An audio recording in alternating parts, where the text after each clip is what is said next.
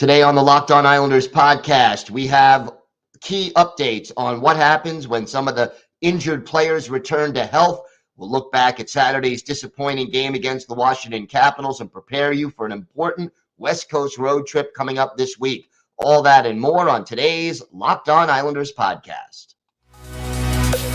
Your Locked On Islanders, your daily podcast on the New York Islanders. Part of the Locked On Podcast Network, your team every day.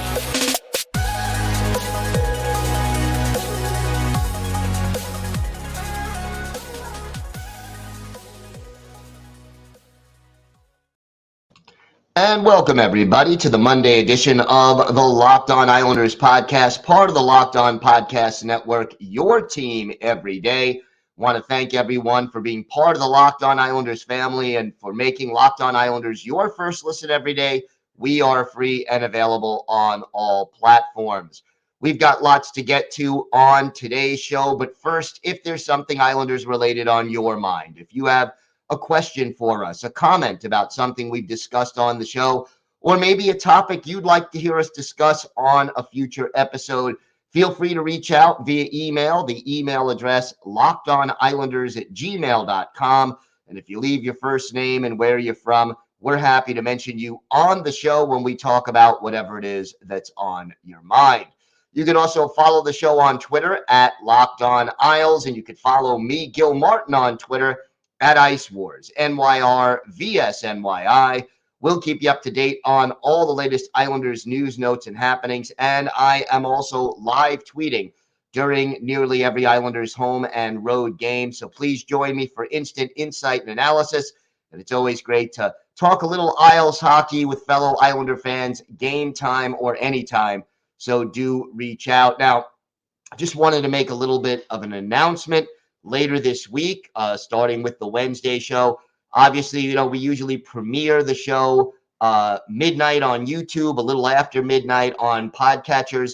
But since the Islanders are playing on the West Coast, the Wednesday and Thursday shows will debut probably about 45 minutes or so after the game ends, and we will go have our premiere at that time. So those of you that are night owls, it'll be a little bit later than normal that we have our show premiering. For those of you that catch the show in the morning first thing, you should not notice any difference, but it just goes for the day after the Islanders are playing on the West Coast, so we can give you our post-game analysis and not have to delay everything for a day. Wanted to kick off today with a couple of thoughts. The first one being that the Islanders are getting some of their injured players back already, and some others are allegedly or supposedly close to returning. The returnee already, Cal Clutterbuck, the Islanders activated him Saturday off the injured reserve, and he was back in the lineup Saturday night against the Capitals. And, well, look, the Islanders certainly did not play particularly well in that game, and we'll talk more about that a little bit later. But Clutterbuck looked okay, 4 hits in 12 and a half minutes of ice time. And, no shots on goal, really, 1 takeaway, 1 giveaway. But Clutterbuck looked relatively in shape. I mean, part of the reason he was able to stay in shape, what he had was described as an upper body injury.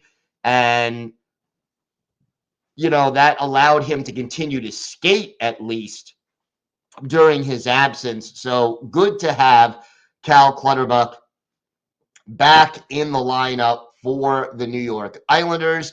And, there was certainly an easy decision for the Islanders as far as what to do, mainly because of other injuries. So we'll see what ends up happening. But, for the Islanders, the decision was fairly easy in that Otto Koivula was banged up, so he became a scratch on Saturday. So right now you still have Mathew Barzal, who is still out with an injury. Barzy not skating as of yet, no timetable as to when he'll even begin skating. And then you have J.G. Pageau, who is still on IR, but apparently Pageau getting closer to his return, and the indication from the Islanders is that Pageau is expected to go to the West Coast with the team this week. Now, it's a 3-game West Coast swing coming up in LA on Tuesday, in Anaheim on Wednesday, and then Saturday in San Jose.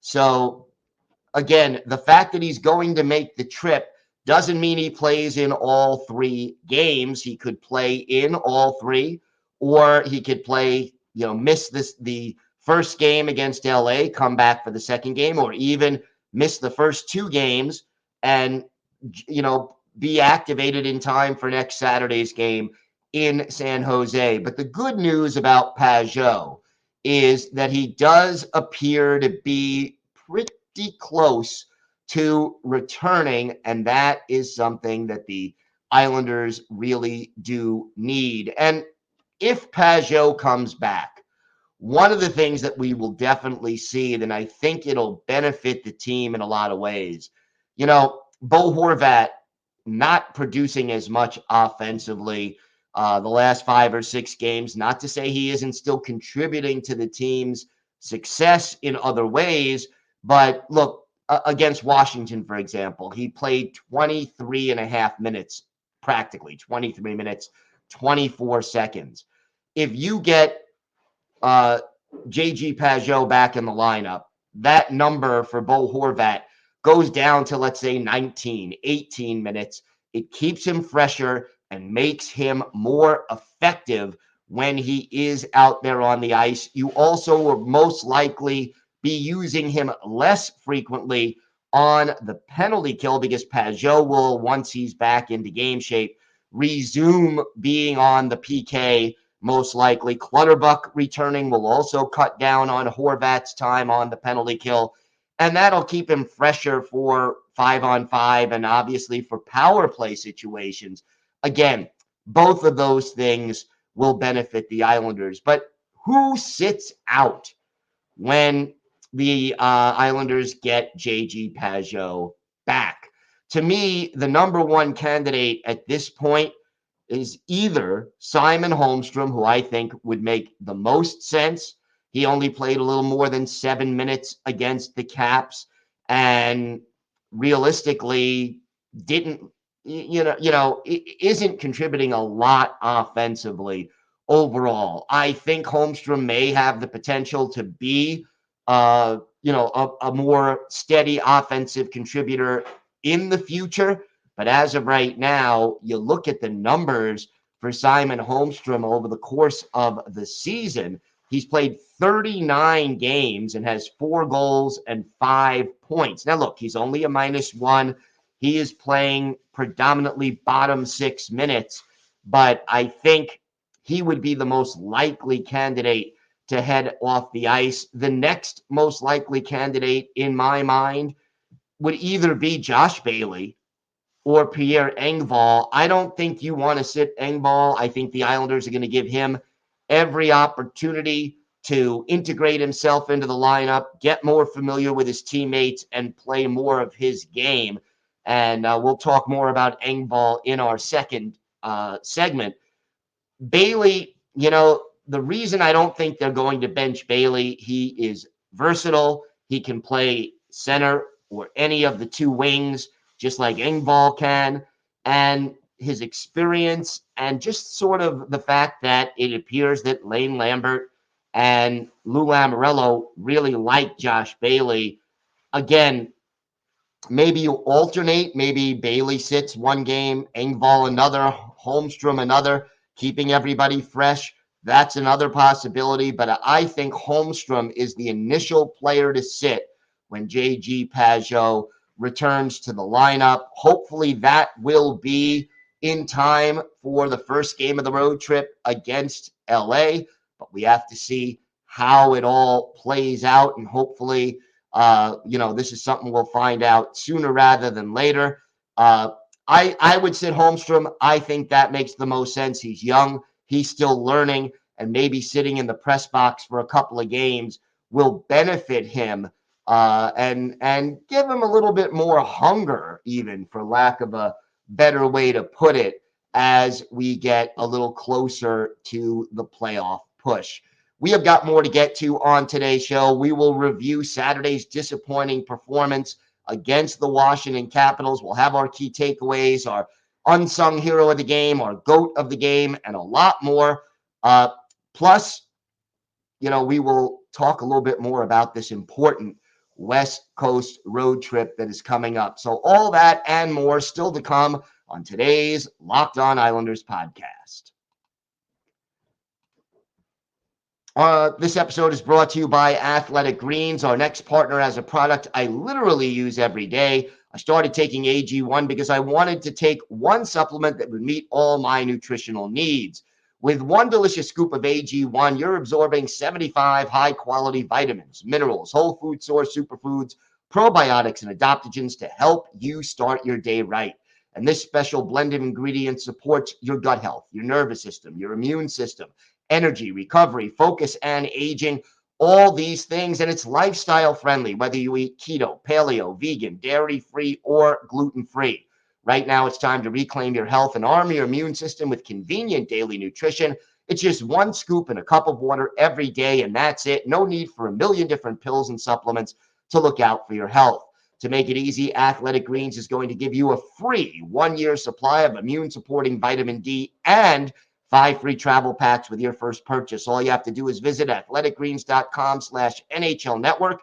Again, that's athleticgreens.com/NHL Network to take ownership over your health and pick up the ultimate daily nutritional insurance. So, Saturday, the Islanders, disappointing to say the least. And, there's a lot of different things you could say about this game. Most of them are not good. I'll get the highlight out of the way early. Pierre Engvall picked up his first goal as a New York Islander. It actually did give the Isles a 1-0 lead just 5 minutes, 18 seconds into the game. That lead didn't even last 90 seconds.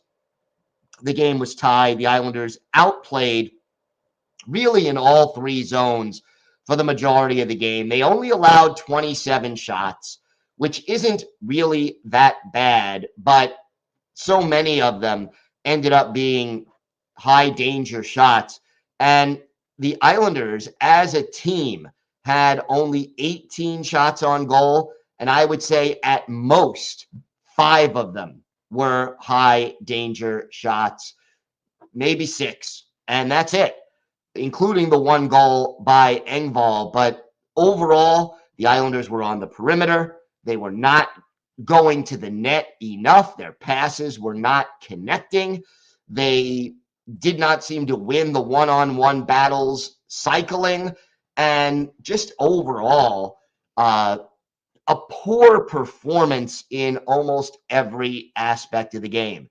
I don't blame Semyon Varlamov, and Varley plays, first time in 3 or 4 games that he's out there on the ice. That is not easy. I would say out of the 5 goals he allowed, 3 of them were on screens that he probably didn't see in time to actually make the save on. Maybe 1 of the 5 goals could be considered soft or disappointing. So I'm not blaming Varley for the team's loss, but boy, oh boy, all the things that the Islanders had been doing well over the last 3 or 4 games, especially, but over really the last 12 or 13 games leading up to this, all of those things they stopped doing. And, picking up players defensively was a disaster. And, you just usually don't see such bad defensive play from the Islanders, at least not in the last 4 to 5 weeks. I think this was their worst defensive game since they were blown out by the Bruins. And, they weren't physical enough. No Islander defenseman. Here's a crazy statistic. No Islander defenseman in this game had more than 1 hit. All of them, all 6 of them that dressed had exactly 1 hit.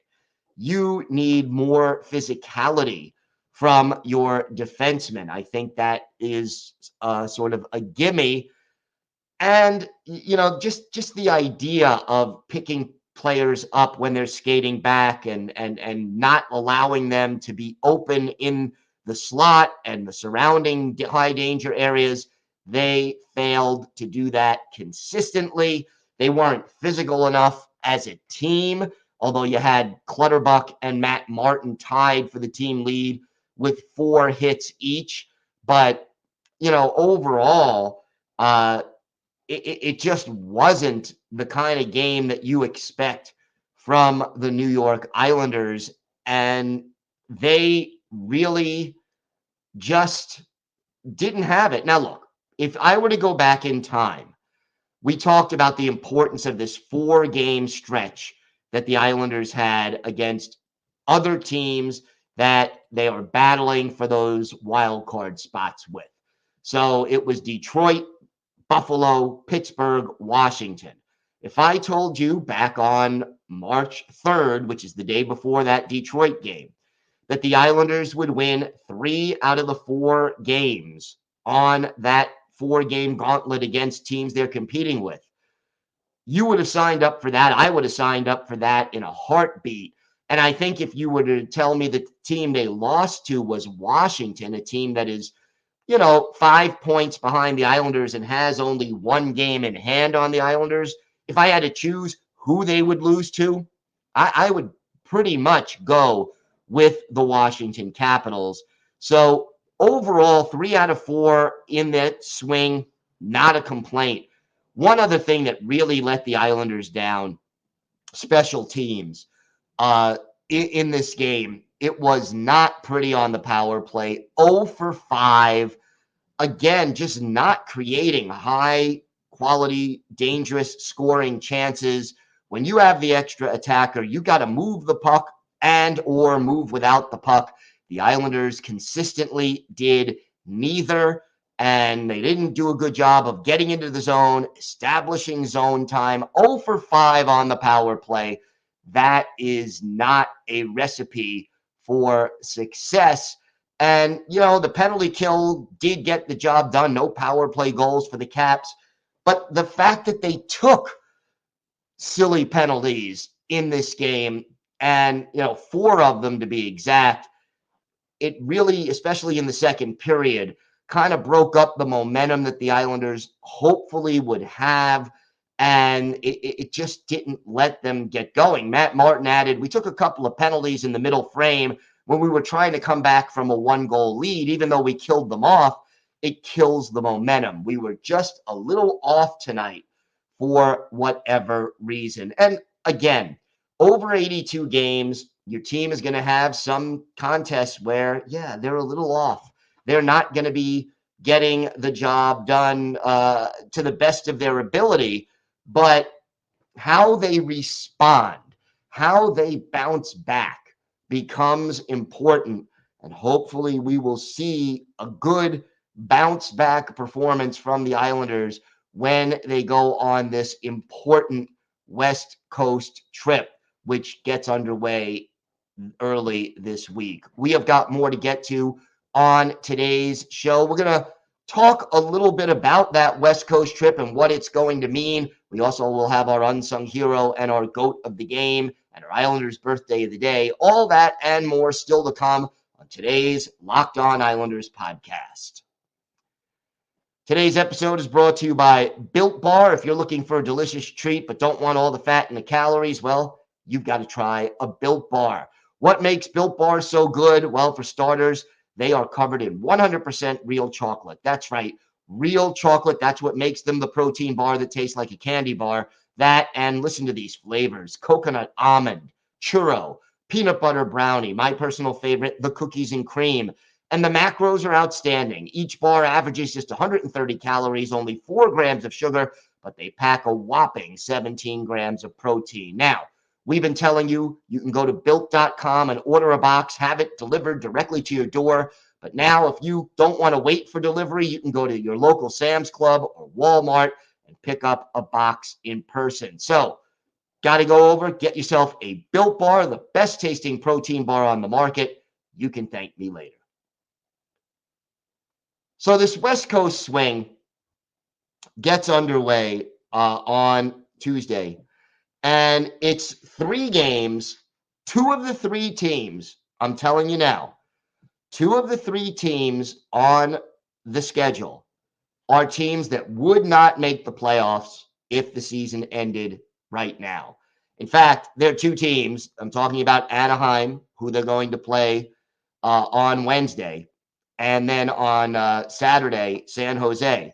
These are 2 teams that are more in the tank for Bedard mode, who are closer to the bottom of the league standings than they are to making the playoffs. And I'm not disparaging these teams. They're struggling, but they're still NHL teams, and they can still give you, uh, a fight, especially on the road when you're talking about the time zone difference and everything else for the Islanders. The LA Kings, who are the first team they're facing, and we'll preview that game on tomorrow's show. The Kings are a dangerous team. They are a solid contender in the West, and the Islanders will not be able to take them lightly. But this Islanders team really does need a strong performance. Got to win, in my mind, a minimum of 2 of these 3 games in order to really get the job done and keep that playoff run going. I am guessing that Semyon Varlamov will probably play the Wednesday game against Anaheim. That's a back-to-back. So you go with your starting goalie, Sorokin, against LA, which is the tougher team. And it also gives Varley a couple of days extra rest. And then you go with Varlamov and then probably back to Sorokin for the Saturday game in San Jose. That's, again, assuming no injuries, but we'll see what Lane Lambert decides to do. As for our unsung hero and our GOAT of the game from Saturday's contest, our GOAT of the game, going with Noah Dobson. Poor defense, a -3 in this game, and just looked a little sloppy. There are too many other players we could give consideration for GOAT of the game, but only 3 players were -3s. So that was Dobson, Horvat, and Lee. Certainly, other players, like I said, made some pretty glaring mistakes, but to me, Dobson earned it because he was just on the ice for so many of those goals and looked very, very not confident and not strong in his own zone for the majority of the game. And then I think Dobson also can be, I don't know about blamed, but can be held partially responsible for the fact that the power play went 0 for 5 in this game. And that is clearly a big reason why the Islanders lost. As for the unsung hero of the game, I'm going to go, oh boy, it's a tough one. I'm going to go with Cal Clutterbuck. He was even, wasn't on goal for any of the goals allowed, had 4 hits and the takeaway in just 12 and a half minutes of ice time and made his return. So on a day where I guess, Engvall with the only goal would be considered the closest thing the Islanders had to a hero of the game, your unsung hero is Cal Clutterbuck. And Engvall's starting to come around. I don't think he's quite comfortable yet, but 13 and a half minutes of ice time, a little bit more than what we've seen from him recently. And I think he's just starting to get a little more comfortable in the New York Islanders system. And that is certainly something that, Islander fans have been waiting for, and it's good to see. Time now for our Islanders birthday of the day, and we're a couple of days early on this one, but Wednesday will be the 62nd birthday of former Islanders defenseman Craig Ludwig. Ludwig, a native of Rhinelander, Wisconsin, drafted by the Canadiens in the 3rd round back in 1980, spent 3 years at the University of North Dakota, and joined the Habs in 82-83. Became an Islander in 1990-91 before being dealt to the Minnesota North Stars, who then became the Dallas Stars. So Craig Ludwig only an Islander for one season. And yet, he did what he does very well. And that is he is a defensive defenseman, first and foremost. Ludwig, 6'3", 220 pounds. And, his job was to be physical in his own zone. He topped 100 penalty minutes twice with the Canadiens, once with the North Stars, twice with the Dallas Stars, and, never had more than 7 goals in any NHL season. With the Islanders, 75 games, 1 goal, 9 points, and 77 penalty minutes. One of his better games with the Isles, December 23rd, 1990, at the old Igloo in Pittsburgh. Islanders taking on the Penguins, and Ludwig had an assist and was a +1, along with 3 shots on goal in the Islanders' 4-3 overtime win over the Penguins. Bill Berg got the tying goal midway through the third period, and that's the goal Ludwig assisted on, and then Pat Flatley got the game winner with 31 seconds left in overtime. So a tough, physical, defensive defenseman, Craig Ludwig, is our Islanders' birthday of the day. Want to thank everyone for making Locked On Islanders your first listen today. Now make your second listen Game to Game NHL. Every moment, every top performance, every result. Locked On Game to Game covers every contest from across the National Hockey League with local analysis that only Locked On can deliver. Follow Game to Game on Locked On NHL, available on the Odyssey app, YouTube, and wherever you get your podcasts. That's going to do it for this episode of the Locked On Islanders podcast. We will be back tomorrow. We'll have a full preview of the game against the LA Kings coming up tomorrow night. And we'll talk a little bit more about the future of Lou Lamoriello. Some rumors going around about that I'm sure you'll be interested in hearing about. And don't forget, again, Wednesday's show will be premiering a little bit later, both on YouTube and on podcatchers, about a half hour, 45 minutes after the Islanders game ends. Until tomorrow, have a great day, everybody. Stay safe. And of course, let's go Islanders.